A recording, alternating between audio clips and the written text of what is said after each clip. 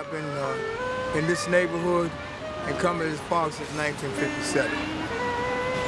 Well, my parents brought me over here from Puerto Rico. I was only 12 years old. I live at the park.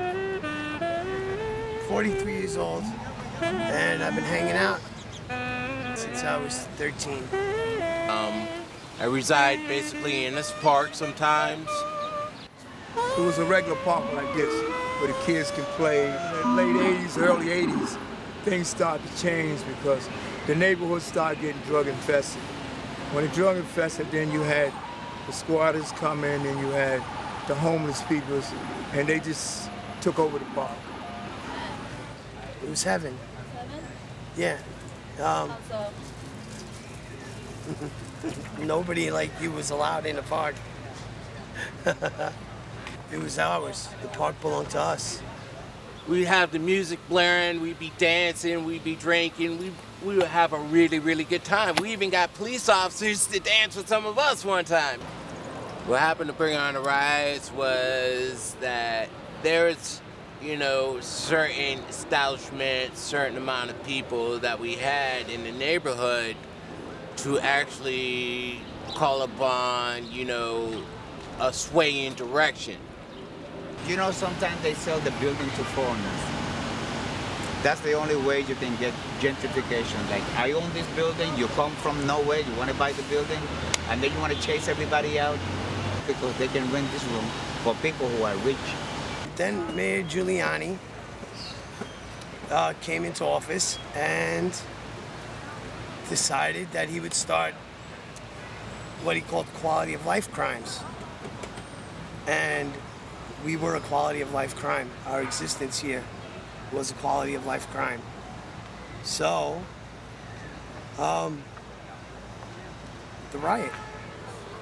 My experience was it was pretty kiddie in the beginning. It really wasn't anything, it was just a show of force. They were doing a show of force. And then they started getting really, really out of control. I got the shit kicked out of me. And I turned around, I grabbed the gun, I came outside, I shot like 3-4 people. The building was burning down the street on Avenue A, and the only thing I could think of is, I hope it burns. Shit broke out. People running everywhere, people screaming, people getting beat up by the cops, people beating each other up, and I got shot in my left leg. I saw them taping up themselves, and a cop on a horse whacked me. But we lost. So now this is few, you would say. There's a few, that's just a few. And they're harmless. They have their own section. Yeah, we're going to see that. That's Krusty Row. That's where normal people fear to tread. You can have a place you can come and sit, and you can, and enjoy yourself. It's one of the nicest parks in the whole New York City. This is part of the way American life. If you don't have New York, if you don't have no drug, prostitution, you don't have none of that. It's not in New York.